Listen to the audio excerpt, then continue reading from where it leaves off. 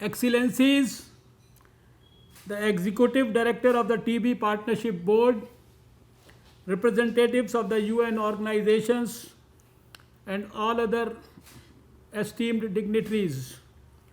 Good morning, good afternoon, and good evening, all of you. Today, under the aegis of the Stop TB Partnership, we have come together at a most opportune time when we need to take urgent corrective action. When COVID 19 has turned the clock back by many years, if not decades, in the fight against infectious diseases. The deadly virus has derailed our painstaking efforts of many decades and diverted scientific attention from many infectious killer diseases like tuberculosis. The lockdowns have raised insurmountable barriers for patients, and people are still living in fear of the coronavirus. We all know that the last 10 months have seen treatment interruptions, hindered availability of drugs, shrinking supply of diagnostic tests, delays in diagnosis, interrupted supply chains, diversion of manufacturing capacity, and imposition of physical barriers for patients who must travel to distant clinics to pick up the medications. In such times of peril, the role of ethical organizations such as the Stop TB Partnership becomes even more crucial. Of course, Stop TB Partnership has always played a leading role in advocating for the adoption of best diagnostic and treatment modalities for tuberculosis. I understand that during the COVID era too, the Stop TB Partnership has not sat back. On the contrary, it has been proactively contacting countries regarding the implementation of their TB programs. India too had a meeting with the Stop TB leadership and discussed the ways in which we have been combating the dual crisis of TB and COVID and the way forward.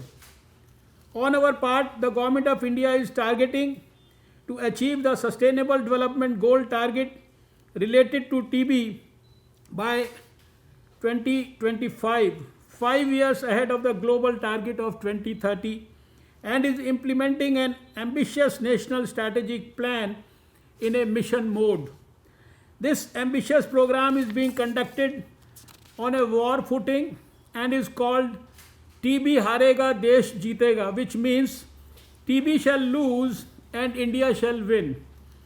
During 2019, we had doubled and trebled our efforts on increasing tuberculosis notifications. I am happy to share that India has managed to close the gap in missing million TB cases.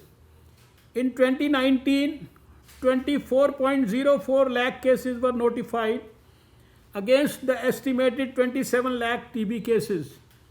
The number of missing TB cases was reduced to 2.9 lakh in 2019 as against more than 10 lakhs in 2017.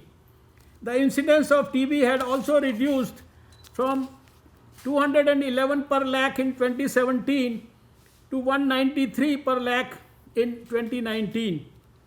However, like everywhere else in the world, the COVID 19 pandemic caused a major setback to India's efforts as well.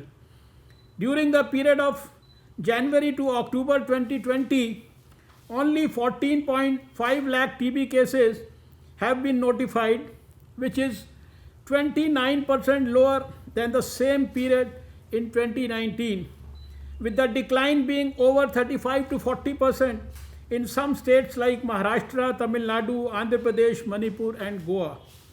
The silver lining is that some states like Sikkim, Telangana, Haryana, Arunachal Pradesh, Kerala, Himachal Pradesh, and Odisha witnessed a less than 20% impact even during the lockdown period. These states strategized to integrate their TB case finding activities with COVID preventive measures.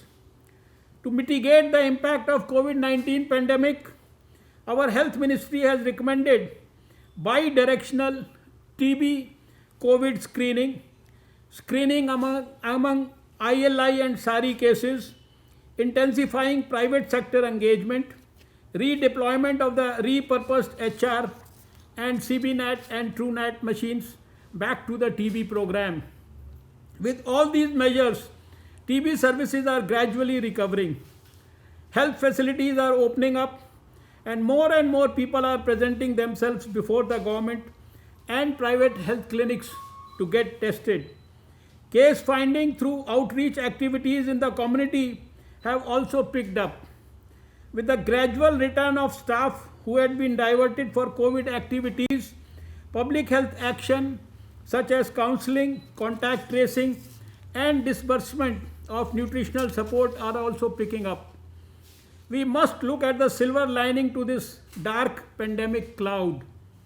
COVID-19 has provided us with an opportunity to boost TB elimination activities through health systems strengthening and infectious diseases control. Several dedicated infectious disease hospitals have come up as a part of the pandemic response measures, and these would undoubtedly contribute in a major way towards TB care and management. The molecular diagnostic capacity of the country has increased multifold.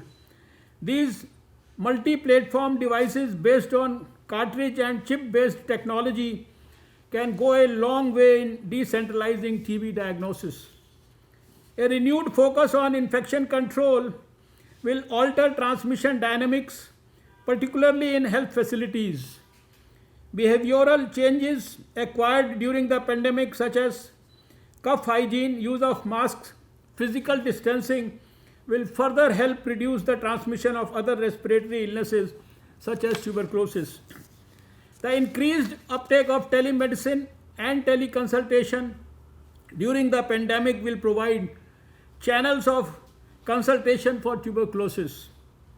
In such trying times, collaborations across all sectors would be essential to put up a strong fight against TB, and the Stop TB partnership, with the support of all of us board members, has a crucial role to play. I am confident that by sharing our challenges and experiences and by collaborating with each other and other sectors and agencies, our goal to see a TB-free world will be achieved. This is the time when the health leadership of the world must be able to drive government policy, raise investments in healthcare sector, and also raise the awareness of the general masses towards the loss of precious lives that is happening through uncontrolled infectious diseases like TB. The only way to win this war against tuberculosis is to fire the imagination of our people and make them realize how it is genuinely possible for them to bring their near and dear ones back from the jaws of death. I must state here with full conviction and might that TB elimination is not so difficult if we can create a mass movement against the disease. It needs strategized advocacy, thought leadership, and disruptive social entrepreneurship. It needs mass mobilization, aggressive campaigns, powerful partners, and deep commitments. And most of all, my friends, it needs a powerful societal and political commitment. TB elimination is one of the most important and arduous tasks of this millennium. The good news is that we are together and committed. With these words, I would like to thank you for the opportunity to place my thoughts before this learned forum.